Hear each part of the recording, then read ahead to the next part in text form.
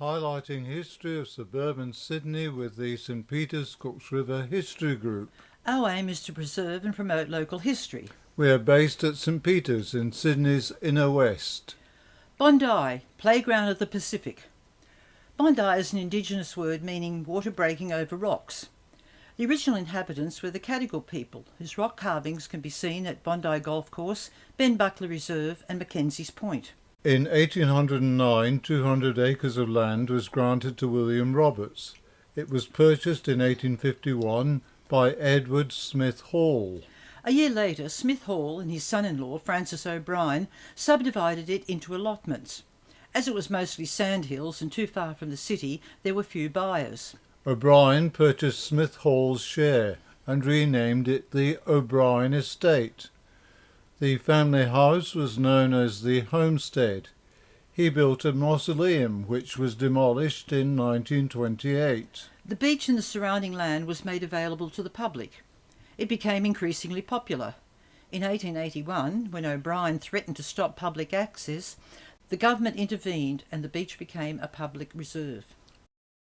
The Pacific Pavilion was the first dancing pavilion of its type in Bondi. It opened in 1881. John Hines, the licence holder for the Pacific Pavilion, was also leaseholder for the Cliff House Hotel. Following riots in 1884, Mr Hines lost the licence for the dance hall.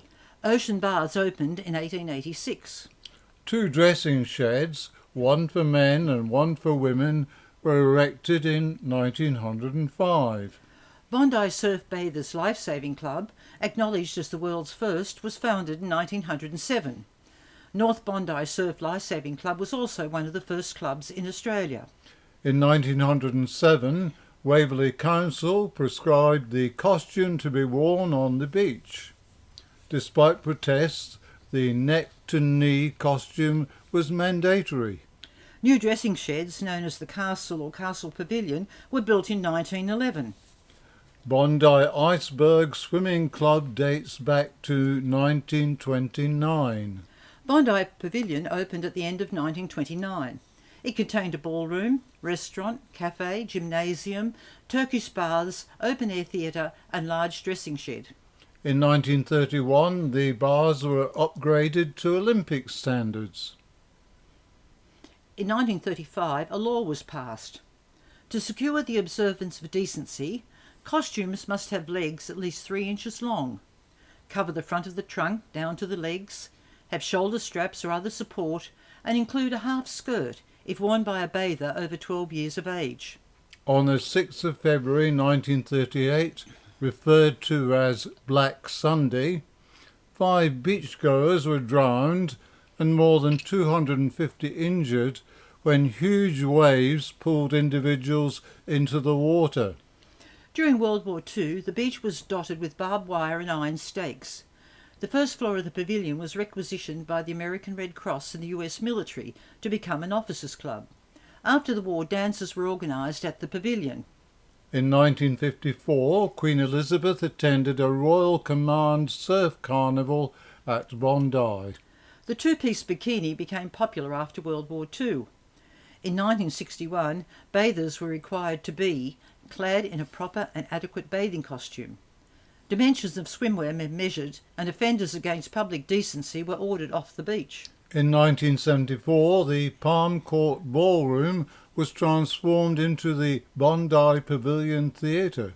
The changing rooms, lockers, former Turkish baths and courtyard were demolished.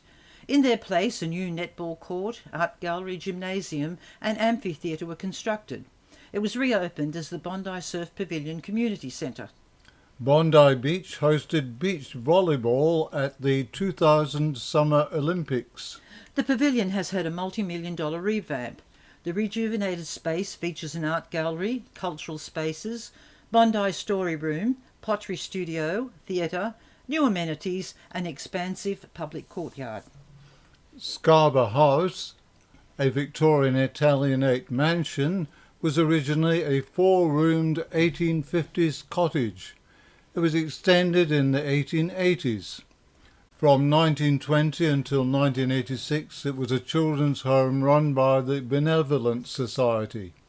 It is now a residence surrounded by apartments. From the 1870s until 1904, Nosy Bob Howard was Sydney's hangman.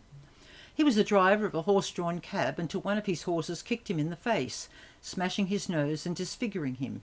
This gained him the title Nosy Bob. He lived in a small timber cottage on Ben Buckler, the northern headland of Bondi Bay.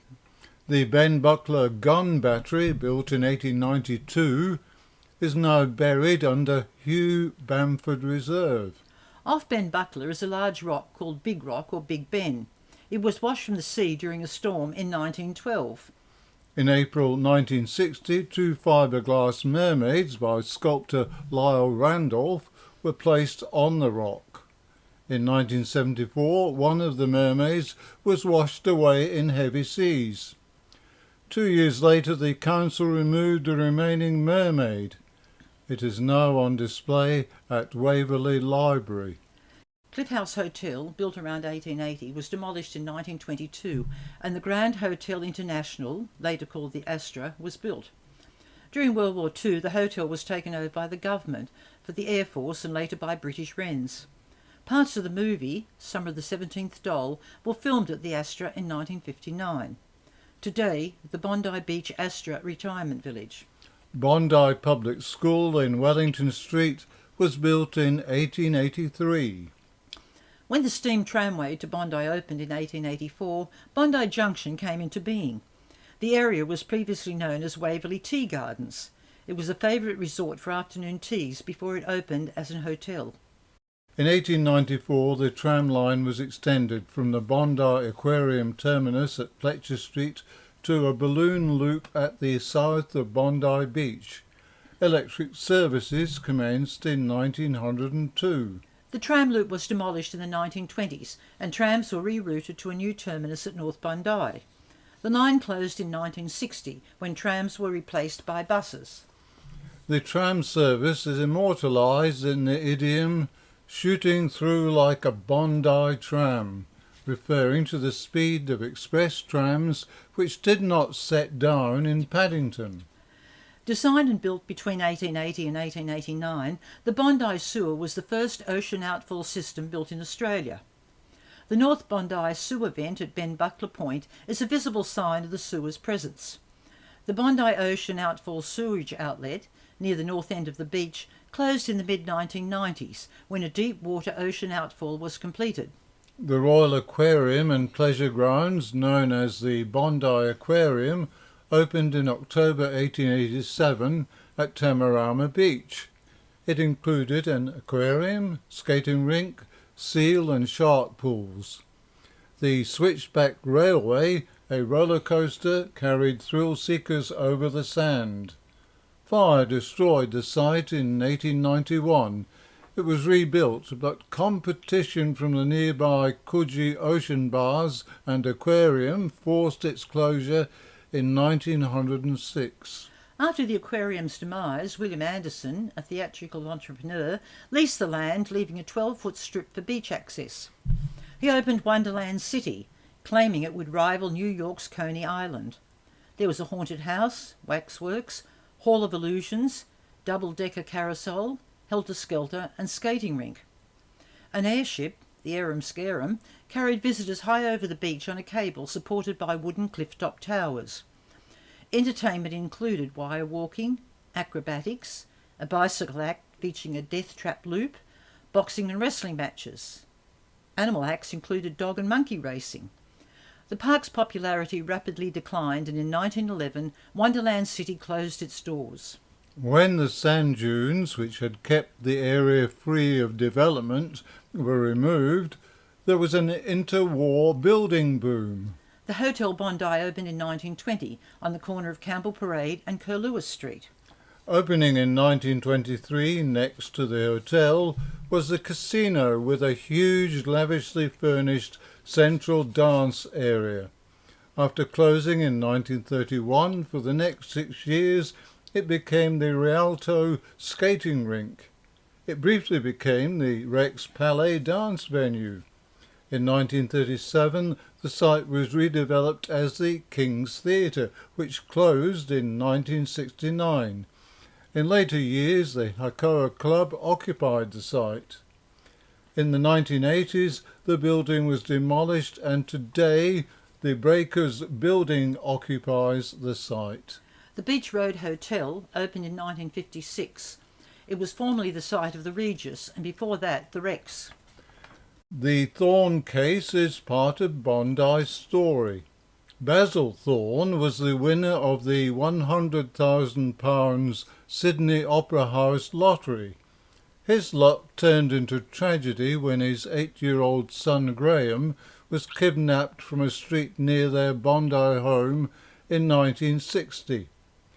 A man demanded £25,000, otherwise the boy would be fed to the sharks. The boy's body was eventually found wrapped in a picnic blanket on the northern beaches. The Bondi Beach graffiti wall dates from the late 70s and early 80s. In the late 80s, a proposal was put forward to turn it into a community wall to channel the work of budding young artists. In the mid-1990s, Waverly Council introduced a permit system to allocate spaces on the wall. The Swiss Grand Hotel was on Campbell Parade. It opened in the 1980s on an old service station site. Today, the location of Pacific Bondi Beach. Today, Bondi is one of the world's most famous beaches with its world-class surfing and swimming areas, picnic spots and spectacular cliffside walks. It is the location of many annual events. Sculpture by the Sea was initiated in 1997. The City to Surf Fun Run is held every August. Entrants complete a 14-kilometre run from Sydney Central Business District to Bondi Beach. And Flickerfest, an international short film festival, is held in January. If you have enjoyed this video, subscribe to our channel. It's free. Coming soon, Hornsby, a bushland shire. And check out our website, stpeterscooksriverhistory.wordpress.com. Visit us the first Saturday of every month from 1:30 to 4:30, 187 Princess Highway, St. Peters.